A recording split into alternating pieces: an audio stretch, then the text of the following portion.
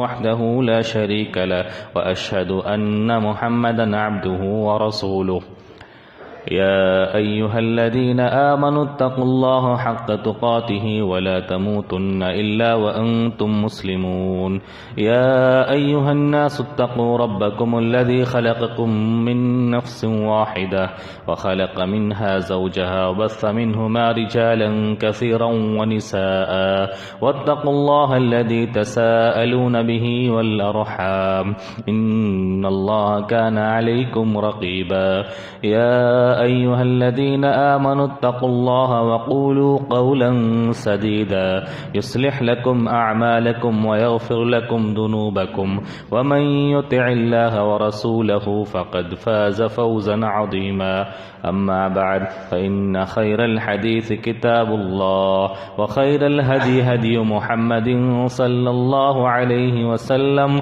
وشر الأمور محدثاتها وكل محدثة بدعة وكل بدعة ضلالة وكل ضلالة في النار أعوذ بالله السميع العليم من الشيطان الرجيم بسم الله الرحمن الرحيم يا أيها الذين آمنوا إن جاءكم فاسق بنبأ فتبينوا أن تصيبوا قوما بجهالة فتصبحوا على ما فعلتم نادمين.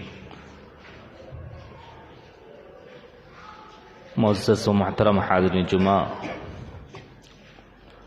دینی ملی بھائیوں، بزرگوں، دوستوں، پیارے بچوں، عزیز ماں اور بہنوں، تمام تعریف اللہ رب العالمین کے لیے لائق اور سزاوار ہے کہ جس کی بندگی میری اور آپ کی زندگی کا مقصد ہے، اور جس کی بندگی اور عبادت کے اندر میری اور آپ کی زندگی کا کٹنا اور گزرنا میری اور آپ کی زندگی کا سب سے بڑا کمال اور کارنامہ ہے۔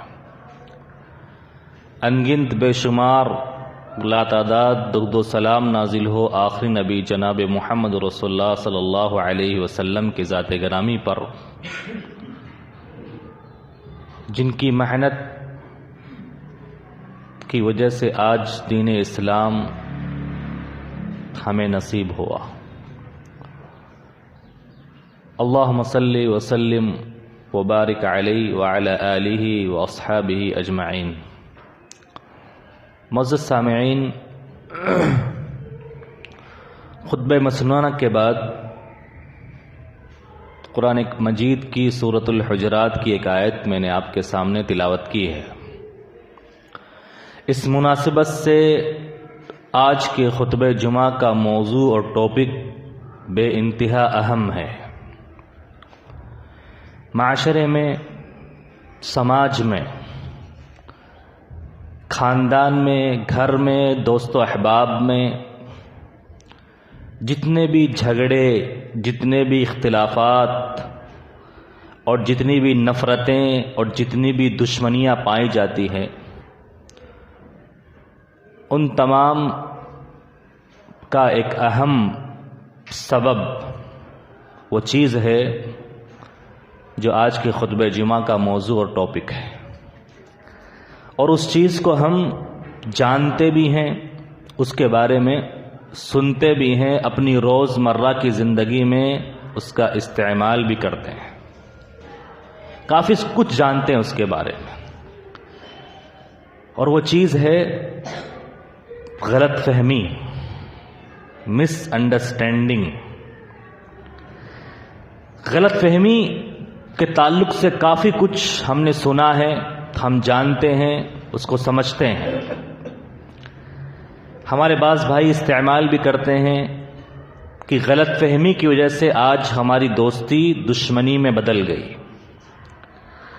غلط فہمی کی وجہ سے آج ہمارے تعلقات ختم ہو گئے، اور غلط فہمی کی وجہ سے ہماری بچپن کی محبت، ہمارے تعلقات، ہماری رشتہ داریاں سب کچھ برباد ہو گئی، سب کچھ ختم ہو گئی۔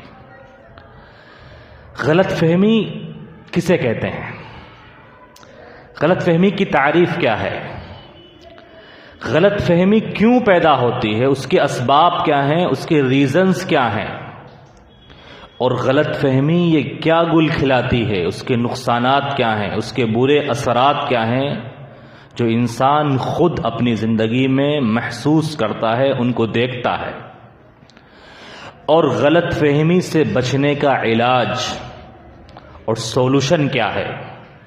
کتاب و سنت اور مثالوں کی روشنی میں آج کی خطبہ جمعہ میں آپ کے سامنے بیان کرنے والا ہوں، اس دعا کے ساتھ کہ اللہ رب العالمین سب سے پہلے مجھ کہنے والے کو غلط فہمی سے بچائے، اور سننے والوں کو بھی غلط فہمی سے اپنے آپ کو بچانے والا بنائے اور اس سے دور رہنے کی توفیق عطا فرمائے۔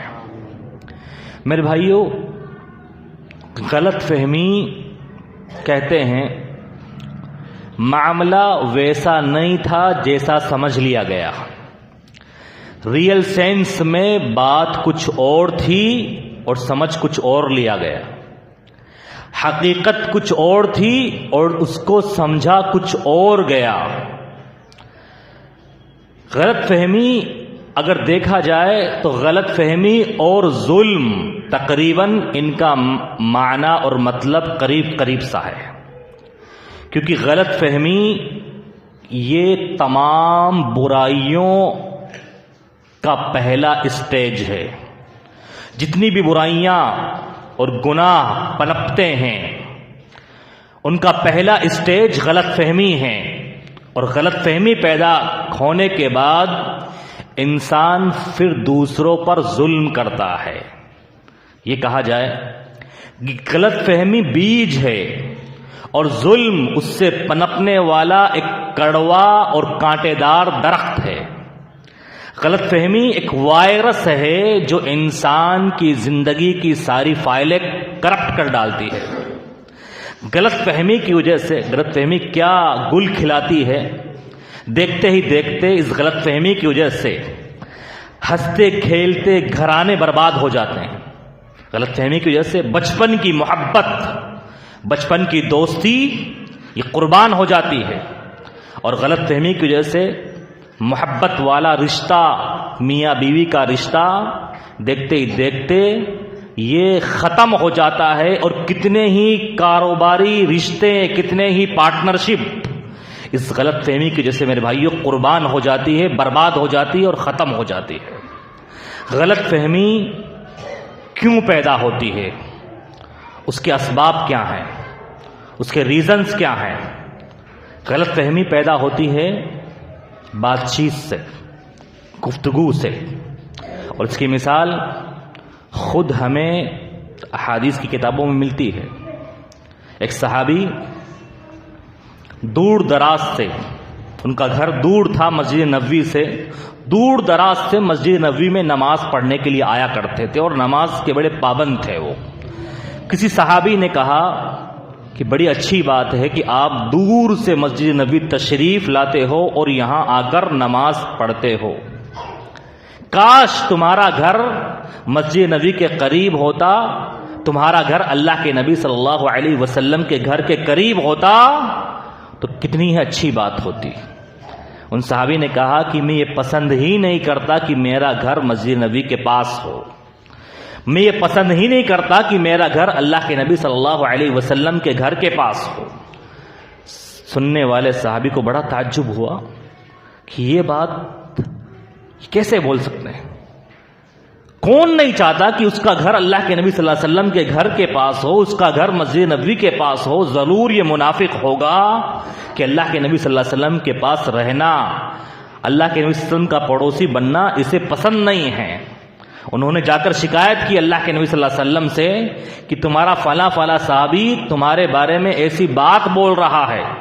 اللہ کے نبی صلی اللہ علیہ وسلم نے ان صحابی کو بلایا اور کہا تم نے یہ بات بولی ہے، تمہارا مقصد کیا ہے، تمہارا ارادہ کیا ہے، کیا تم منافق ہو گئے ہو؟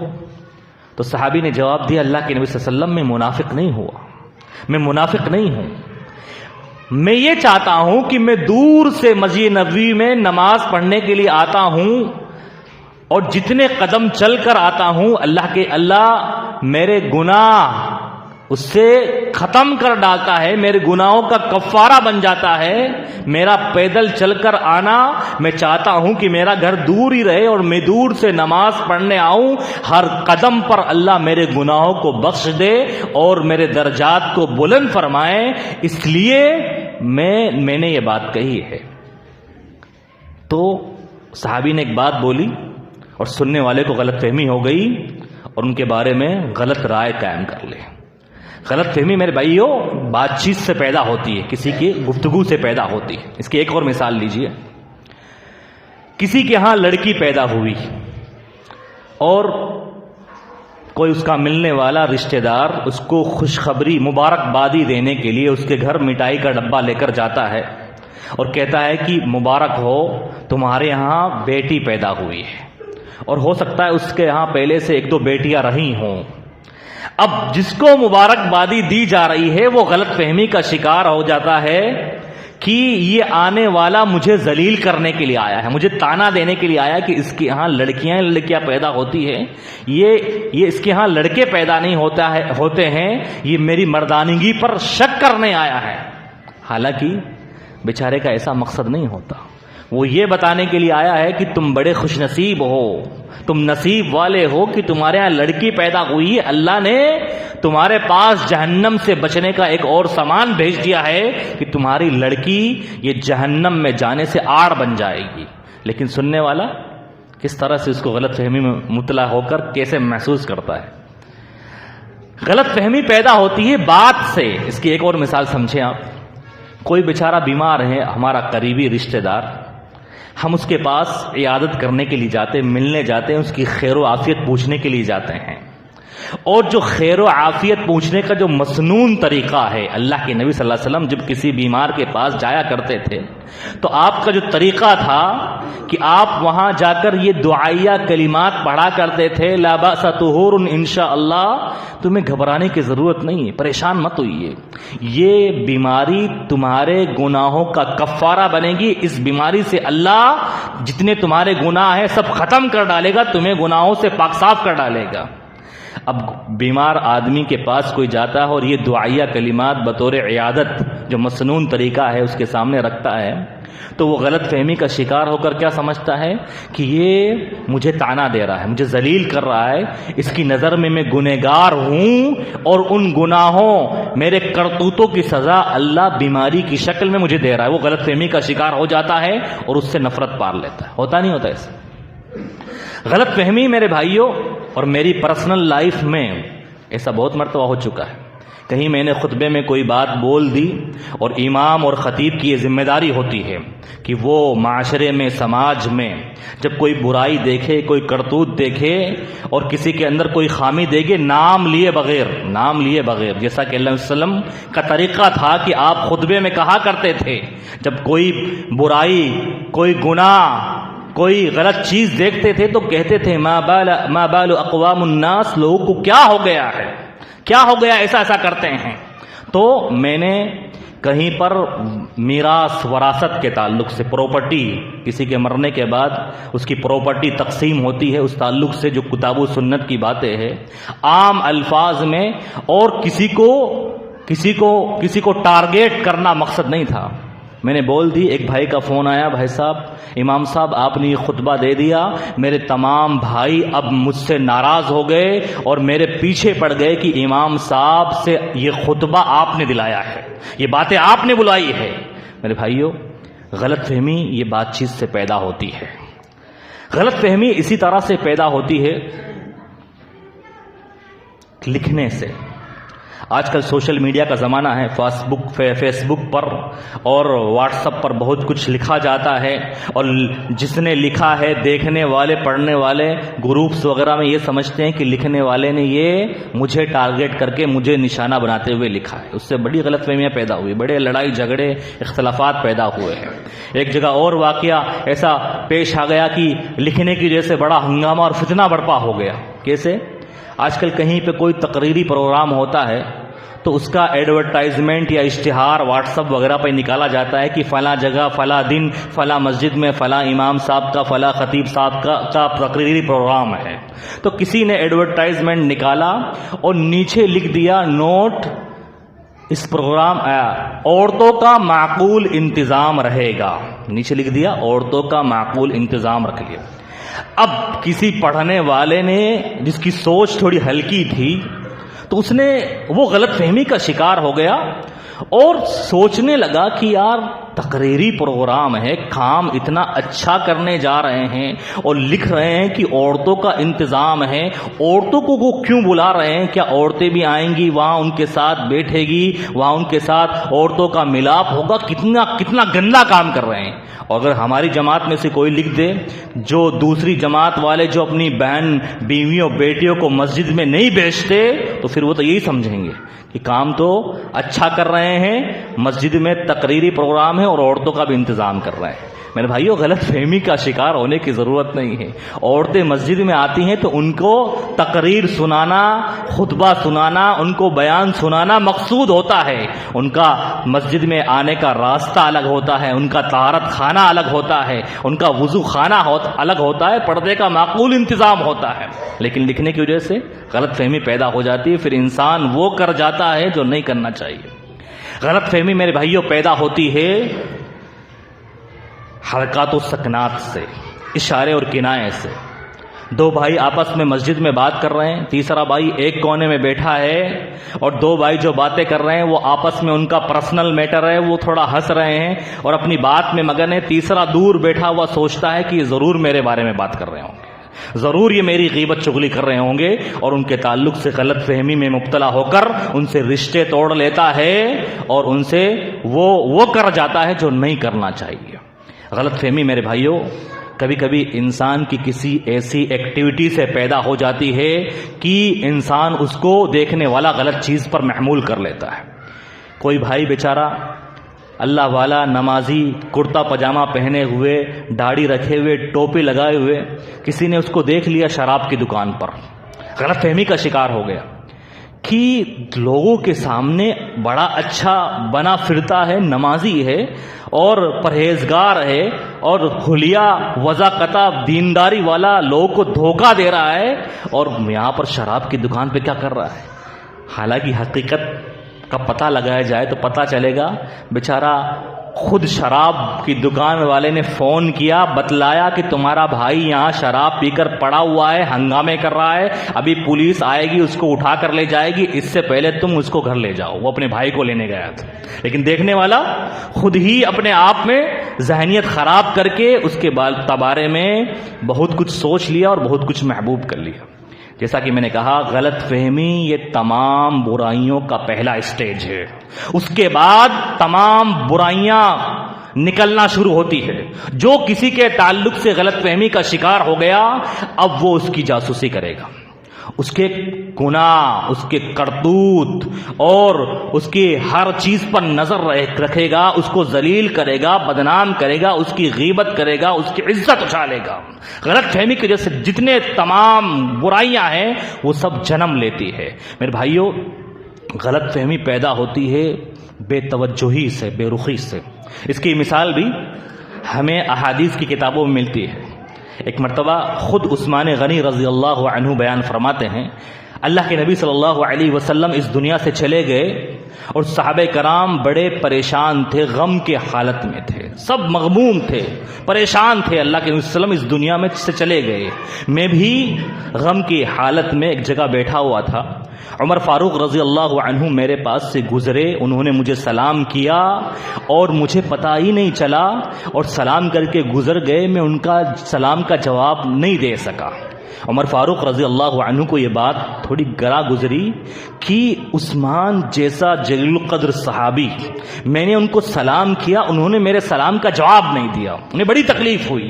وہ گئے فوراً ابو بکر رضی اللہ عنہ کے پاس اور کہا, اے ابو بکر, عثمان نے آج میرے سلام کا جواب نہیں دیا. ابو بکر رضی اللہ عنہ عمر فاروق رضی اللہ عنہ کو لے کر آئے عثمان غنی رضی اللہ عنہ کے پاس معاملے کو کلیئر کرنے کے لیے. معاملے کی وضاحت کرنے کے لیے کہ معاملہ تھا کیا. عثمان کسی کے سلام کا جواب نہ دے، ایسا نہیں ہو سکتا. آئے دونوں عثمان رضی اللہ عنہ کے پاس اور کہا، ابو بکر رضی اللہ عنہ نے کہا عثمان سے، ما حملک علی ان لا ترد علی اخیک عمر سلامہ. اے عثمان، آخر تمہیں کس بات نے روکا کہ تمہارے بھائی عمر نے تم سے سلام کیا اور تم نے ان کے سلام کا جواب نہیں دیا؟ آخر کیا بات ہے؟ عثمان غنی رضی اللہ عنہ نے کہا، واللہ ما فعلت، اللہ کی قسم میں نے ایسا کیا ہی نہیں ہے. میں نے نہیں کیا کہ اس عمر نے مجھے سلام کیا ہو اور میں نے ان کے سلام کا جواب نہیں دیا. عمر فاروق رضی اللہ عنہ بول پڑے، واللہ انک فعلت. اے عثمان، تم نے ایسا ہی کیا ہے. میں تمہارے پاس سے گزرا ہوں اور تم سے میں نے سلام کیا، تم نے میرے سلام کا جواب نہیں دیا. تو عثمان غنی رضی اللہ عنہ نے کہا، واللہ ما علمت انک مررت ولا سلمت. اللہ کی قسم مجھے پتا نہیں چلا کہ آپ میرے پاس سے گزرے ہو اور آپ نے مجھے سلام بھی کیا ہے. ابو بکر رضی اللہ عنہ فوراً بھاپ گئے، معاملہ بھاپ گئے. کہا، اے عثمان، آخر کس بات میں مشغول تھے؟ کون سی سوچ میں ڈوبے ہوئے تھے؟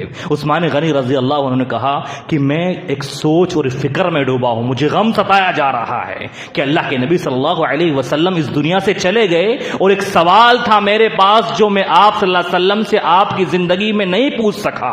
ابو بکر رضی اللہ عنہ نے پوچھا، اے عثمان، کون سا سوال ہے؟ مجھے بتائیے. کہ سوال یہ ہے کہ اللہ کے رسول سے میں پوچھنا چاہتا تھا آپ کی زندگی میں کہ میں نے آپ سے یہ کلمہ تو قبول کر لیا ہے، میں نے آپ کا کلمہ تسلیم کر لیا ہے، لیکن اب اس کو قبول کرنے کے بعد جہنم سے نجات کیسے ملے گی؟ اس کا جواب کیا ہے؟ ابو بکر رضی اللہ عنہ نے کہا، اے عثمان، اگرچہ تم نے اللہ کے نبی صلی اللہ علیہ وسلم سے یہ سوال نہیں پوچھا تھا، میں نے پوچھا تھا. عثمان غنی نے پوچھا، آخر اللہ کے رسول نے اس کا جواب کیا دیا؟ تو ابو بکر رضی اللہ عنہ نے ارشاد فرمایا، آپ صلی اللہ علیہ وسلم کا جواب یہ تھا کہ جس نے مجھ سے یہ کلمہ لا الہ الا اللہ قبول کر لیا، اور وہ کلمہ ہے یہ جس کو میں نے خود اپنے چچا پر پیش کیا. میرے چچا ابو طالب نے اس کلمے سے قبول کرنے سے انکار کر دیا، لیکن جس نے بھی اس کلمے کو قبول کر لیا اور اس کے تقاضوں پر عمل کیا، وہ جہنم سے نجات پا جائے گا، اس کا داخلہ جنت میں ہو جائے گا. میرے بھائیو، اس واقعے میں جو سبق ملتا ہے، پہلا سبق یہ ہے کہ انسان پر اس کے غمی کے حالات، خوشی اور غمی کے حالات اس کے اوپر اثر انداز ہوتے ہیں.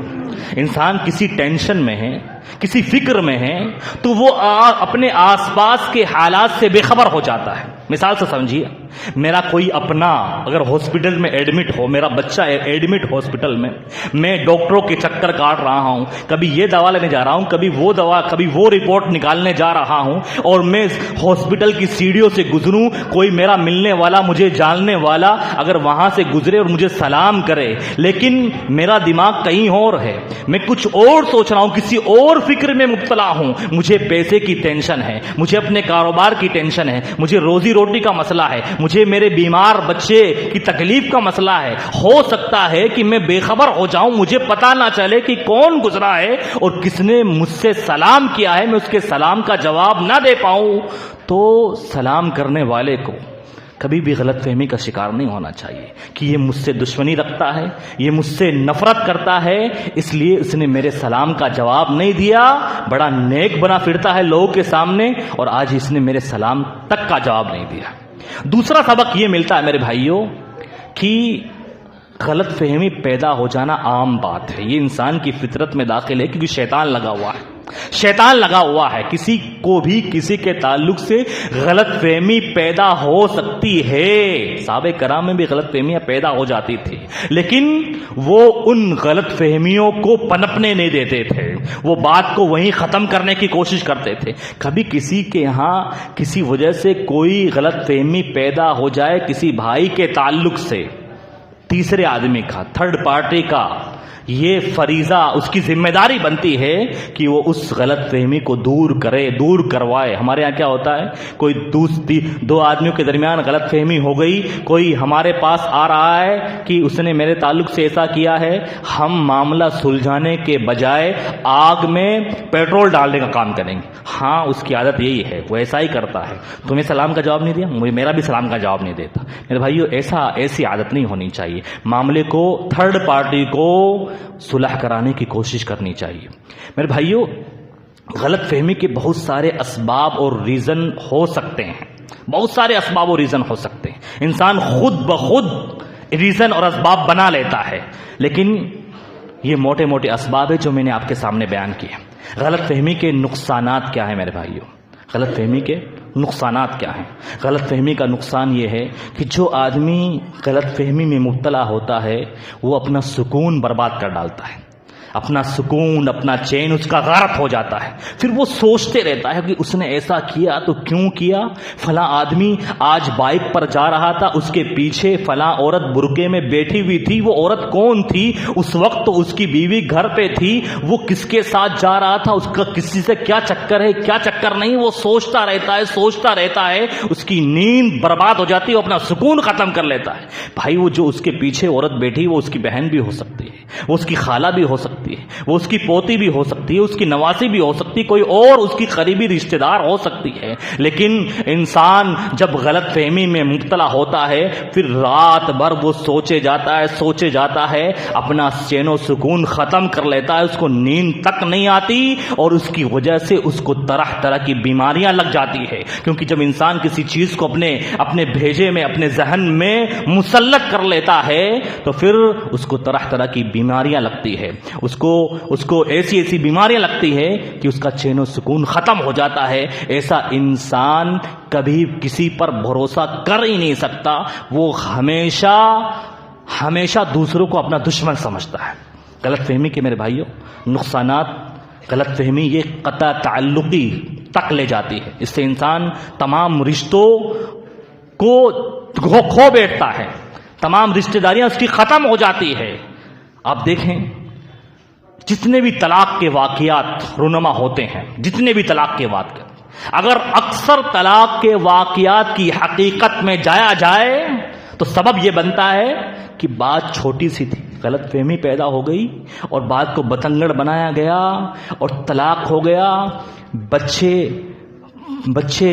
روڈ پر آ گئے، گھر سے باہر آ گئے، ماں باپ کی محبت سے محروم ہو گئے۔ اکثر میاں بیوی میں جو لڑائی جھگڑے بات پہنچتی ہے طلاق تک، ان کا مین سبب اور مین جڑ یہی غلط فہمی ہوا کرتی۔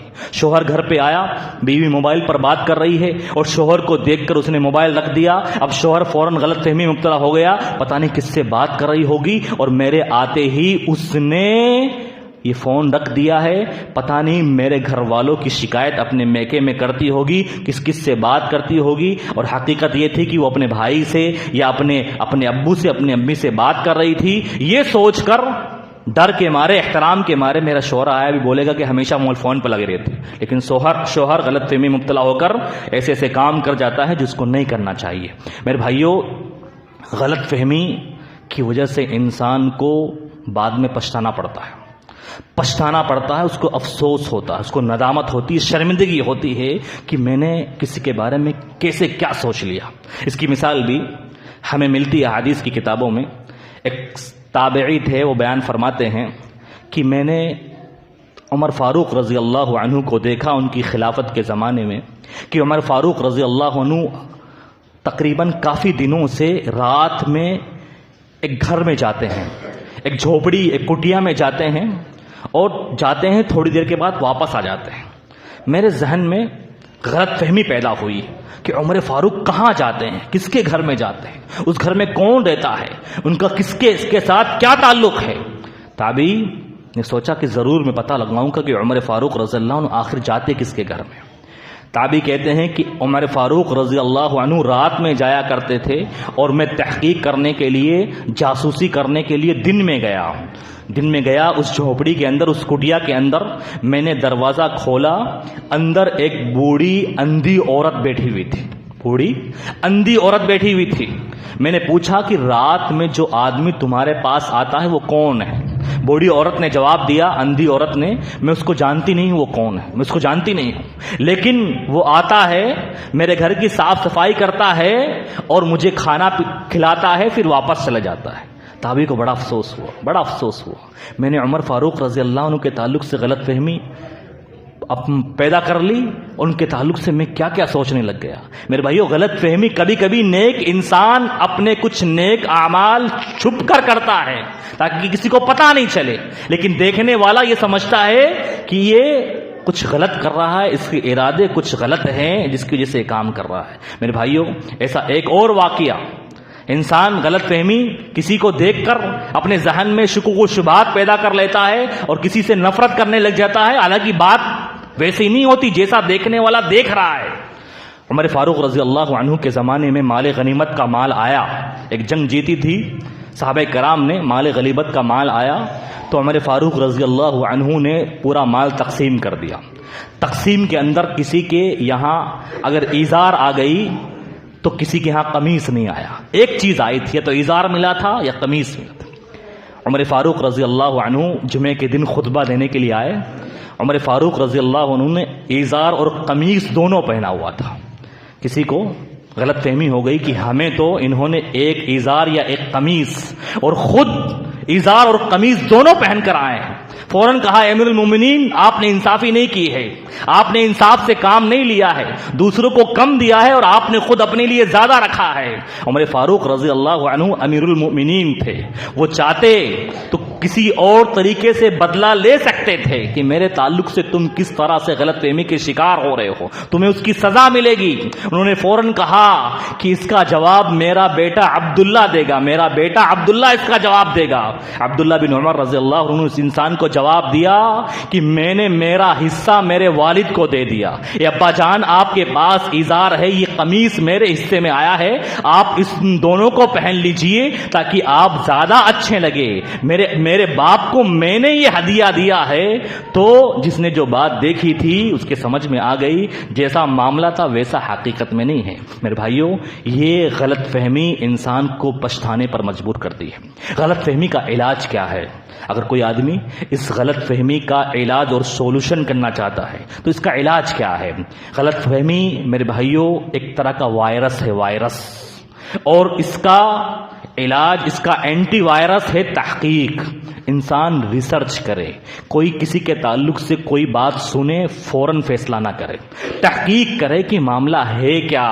اور یہ علاج خود اللہ رب العالمین نے بیان فرمایا ہے سورہ حجرات کے اندر، جیسا کہ میں نے خطبہ مسلمہ کے بعد آیت تلاوت کی، یا ایھا الذین آمنوا ان جاءکم فاسق بنبأ فتبینوا. اگر کوئی خبر، جھوٹی خبر پہنچے، جلد بازی میں کوئی فیصلہ مت لو، کوئی رائے قائم مت کرو، اس کی تحقیق کرو. جیسا کہ عمر فاروق رضی اللہ عنہ، ابو بکر رضی اللہ عنہ کے معاملے سے پتہ چلا کہ انہوں نے تحقیق کی عثمان کے پاس جا کر، تو معاملہ کلیئر ہو گیا، غلط فہمی دور ہو گئی. غلط فہمی کا علاج ہے وضاحت، معاملے کو کلیریفیکیشن دے دی جائے، ویریفائی کر دیا جائے کہ معاملہ جیسا ہے ویسا نہیں ہے. اور اللہ کے نبی صلی اللہ علیہ وسلم نے خود اپنی زندگی میں ایسا کیا ہے کہ صحابہ کرام کو آپ کے تعلق سے غلط فہمی پیدا نہ ہو جائے. ایک مرتبہ صفیہ رضی اللہ عنہا رمضان کے مہینے میں آپ صلی اللہ علیہ وسلم مسجد نبوی میں اعتکاف کر رہے تھے. اعتکاف کے دوران صفیہ آپ سے ملنے آئیں. اللہ کے نبی صلی اللہ علیہ وسلم ان کو خود چھوڑنے کے لیے آئے آپ کے گھر تک. رات کا وقت تھا، اندھیرا تھا. 2 انصاری صحابہ وہاں سے گزرے، آپ نے ان کو سلام کیا، انہوں نے سلام کا جواب دیا اور آپ نے ان سے کہا، اے میرے صحابہ، یہ میری بیوی صفیہ ہے. صحابہ کرام کو تعجب ہوا کہ اللہ کے نبی صلی اللہ علیہ وسلم، ہم آپ پر شک کر سکتے ہیں، آپ پر شک کر سکتے ہیں، آپ کے بارے میں کون شک کر سکتا ہے؟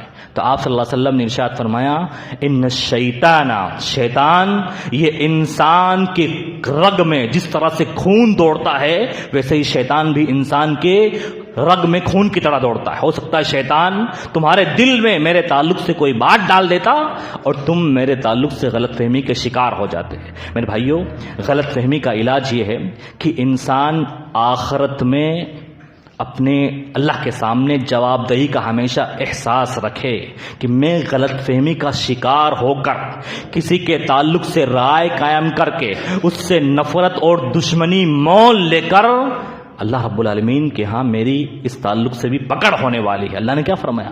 لا تقف ما لیس لک بہ علم، جس چیز کی گہرائی اور حقیقت پتہ نہیں ہے اس کے پیچھے مت پڑو۔ ان السمع والبصر والفؤاد کل اولئک کان عنہ مسئولا، ہم کان سے غلط باتیں سنتے ہیں، کسی کی غیبت سنتے ہیں، گانے سنتے ہیں، میوزک سنتے ہیں، اللہ رب العالمین کے ہاں اللہ پوچھے گا۔ ہم ان آنکھوں سے کوئی بری اور حرام چیز دیکھتے ہیں، اللہ کے ہاں پکڑ ہونے والی ہے، اللہ سب جانتا ہے، اللہ سب جانتا ہے۔ ہم دل میں کسی کے تعلق سے غلط فہمی کا شکار ہو کر اس سے نفرت مول لے لیتے ہیں، عداوت لے لیتے ہیں، دشمنی پال لیتے ہیں، اس سے رشتہ داریاں ختم کر لیتے ہیں، اللہ کے ہاں اس کی بھی پوچھ تاچھ ہوگی۔ میرے بھائیوں، ہر مسلمان دوسرے مسلمان کی عزت کا خیال رکھے کہ ایک مسلمان کی عزت کی قدر و قیمت اللہ کے ہاں کتنی ہے۔ جب انسان کسی کے تعلق سے غلط فہمی کا شکار ہوتا ہے تو وہ اس کی عزت سے کھیلتا ہے، اس کو ذلیل اور بدنام کرتا ہے، اس پر بہتان لگاتا ہے، اس پر الزام لگاتا ہے۔ ہر مسلمان سوچے کہ اللہ کے یہاں ایک مسلمان کی عزت کی بہت قدر و عظمت ہے، اس کا مقام بڑا ہے۔ ایک مرتبہ اللہ کے نبی صلی اللہ علیہ وسلم نے خانہ کعبہ کے سامنے کھڑے ہو کر خانہ کعبہ کو اشارہ کر کے، بیت اللہ کو اشارہ کر کے کہا تھا، اے خانہ کعبہ مرحبا بکا، خوش آمدید، اے خانہ کعبہ تیری بڑی عزت ہے، تیرا بڑا احترام ہے، تیری عظمت، تیری محبت لوگوں کے دلوں میں بہت بڑی ہوئی ہے، لیکن جان لے کہ ایک مسلمان کی عزت اللہ کے ہاں تجھ سے کہیں زیادہ ہے۔ تجھے اللہ نے ایک عزت عطا کی ہے، ایک مسلمان کے پاس 3 عزت ہے، ایک مسلمان کو اللہ نے 3 عزتیں دے رکھی ہے۔ ایک مسلمان کا مال حرام ہے، کوئی مسلمان دوسرے مسلمان کا مال زبردستی ظلم کرتے ہوئے کھا نہیں سکتا۔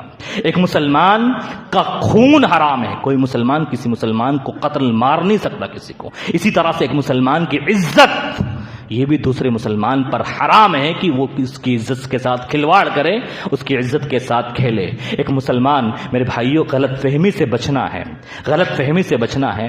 اپنے مسلمان بھائی کے لیے ایکسکیوز تلاش کریں، عذر تلاش کریں، عذر تلاش کریں۔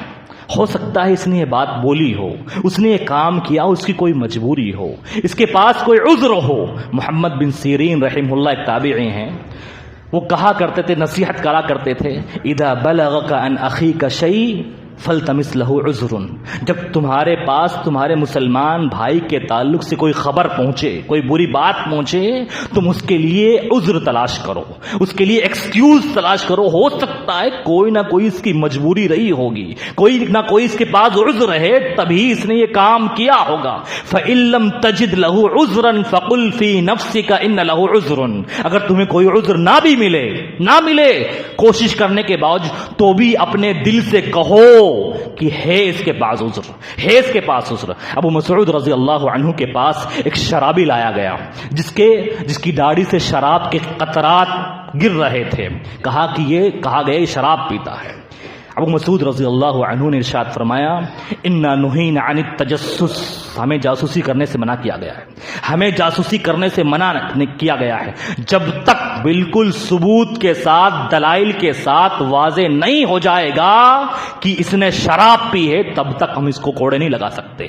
ہمیں جاسوسی کرنے سے منع کیا گیا ہے۔ میرے بھائیو، اصول یہ بنانے مسلمان، یہ اصول بنا لے کہ تمام کے تمام ہر مسلمان اچھا ہے، ہر مسلمان شریف ہے، ہر مسلمان بہترین ہے، یہاں تک کہ اس کی برائی بالکل دلائل کے ساتھ، دلیل کے ساتھ واضح ہو جائے، حقیقت سامنے آ جائے۔ ہم نے کیا اصول بنایا ہے؟ ہر آدمی برا ہے، ہر آدمی گنہگار ہے، یہاں تک کہ اس کی اچھائی ثابت ہو جائے۔ میرے بھائیو، ایسا نہیں کرنا چاہیے، ایسا نہیں کرنا چاہیے۔ اس تعلق سے بڑا ہی محتاط رہنے کی ضرورت ہے۔ غلط فہمی سے بچنے کا علاج میرے بھائیو یہ ہے کہ انسان اپنا محاسبہ کرے، اپنے گناہوں پر، اپنے کرتوتوں پر، اپنی خامیوں پر نظر رکھے، تو کبھی بھی کسی کے تعلق سے وہ غلط فہمی کا شکار ہو ہی نہیں سکتا۔ حذیفہ بن یمان رضی اللہ عنہ جلیل القدر صحابی جنہیں اللہ کے رسول کا رازدار کہا جاتا ہے، رازدار۔ اللہ کے رسول جو راز کی باتیں انہیں بتایا کرتے تھے کسی کو نہیں بتایا کرتے۔ اللہ کے رسول صلی اللہ علیہ وسلم نے ان کو کچھ راز کی باتیں بتائی تھی۔ ایک بات یہ بتائی تھی اپنی زندگی میں دنیا سے جانے سے پہلے حذیفہ بن یمان کی، مدینے میں اس وقت کون کون منافق لوگ موجود ہے، آپ نے ان کی پوری لسٹ بتائی تھی حذیفہ بن یمان کو کہ یہ لوگ مدینے میں منافق ہیں۔ عمر فاروق رضی اللہ عنہ کو پتا چلا کہ حذیفہ بن یمان کو یہ بات پتا ہے کہ مدینے میں کون کون منافق ہیں، گئے ان کے پاس اور کہا اے حذیفہ تمہیں اللہ کا واسطہ ہے، تمہیں اللہ کا واسطہ ہے، آپ صلی اللہ علیہ وسلم نے جو منافقین کی لسٹ تمہیں دی ہے مجھے صرف اتنا بتا دو کہ اس لسٹ میں میرا نام تو نہیں ہے، مجھے دوسروں سے مطلب نہیں ہے، دوسروں سے مجھے کوئی پرواہ نہیں ہے، اس لسٹ میں میرا نام تو نہیں ہے، کہیں اللہ کے یہاں میں تو میرا خاتمہ، میرا انجام تو برا ہونے والا نہیں ہے۔ کون عمر فاروق رضی اللہ عنہ، اسلام لانے کے بعد اپنی آخری سانس تک جنہوں نے سب کچھ دین اسلام کے لیے لٹا دیا، جنہیں اللہ کے رسول صلی اللہ علیہ وسلم نے کئی مرتبہ دنیا کے اندر جنت کی بشارت دی، انہیں فکر ہے تو اپنی فکر ہے، لیکن ہم لوگ دوسروں کے گناہوں پر، دوسروں کے کرتوتوں پر، میں صبح شام برائیاں کروں، غیبت چغلی کروں، میں حرام کام کروں، میں بیاس کھاؤں، تمام کام برے کروں، لیکن وہی کام اگر دوسرے میں دکھ جائے مجھے تو مجھے آنکھ نہ بھائے۔ میرے بھائیو، انسان کو اپنا محاسبہ کرنے کی ضرورت ہے، اپنا محاسبہ کرنے کی ضرورت ہے۔ اگر انسان صرف اپنا سوچے، وہ کچھ کیا ہے اس نے، وہ کرے، اس کے اعمال اس کے ساتھ اللہ اس کو بدلہ دینے والا ہے۔ میں اس کے تعلق سے زبان کھول کر، اس کی غیبت چغلی کر کے، اس پر الزام لگا کہ کیوں اپنی آخرت برباد کروں؟ میرے بھائیو، ایک مسلمان کا معاملہ یہی ہوتا ہے۔ غلط فہمی میرے بھائیو بہت خطرناک بیماری ہے، بہت خطرناک وائرس ہے، جس کی وجہ سے بہت سارے گناہ پنپتے ہیں اور بہت سارے انسان اس کی وجہ سے معاملہ کہاں تک پہنچ جاتا ہے کہ جو نہیں پہنچنا چاہیے۔ غلط فہمی کی وجہ سے جو نفرتیں پیدا ہوتی ہے وہ مرنے تک، بلکہ انسان تو مر بھی جاتے ہیں، اور غلط فہمی کی جیسے جو رشتہ داریاں ختم ہوتی ہے وہ کبھی بھی درست نہیں ہو پاتی۔ میرے بھائیوں، کہنے کا مطلب یہ ہے کہ اللہ رب العالمین ہمیں غلط فہمی سے بچائے، کسی بھی مسلمان کے تعلق سے اچھا سوچنے والا بنائے، کسی بھی مسلمان کے تعلق سے اچھا گمان رکھنے والا بنائے۔ ہمیں اللہ رب العالمین غلط فہمی سے بچائے، غلط فہمی کے وائرس سے بچنے کی توفیق عطا فرمائے۔ اللہ رب العالمین کہنے اور سننے سے عمل کرنے کی توفیق عطا فرمائے۔ اقول قولی ھذا استغفر اللہ لی ولکم سائر المسلمین۔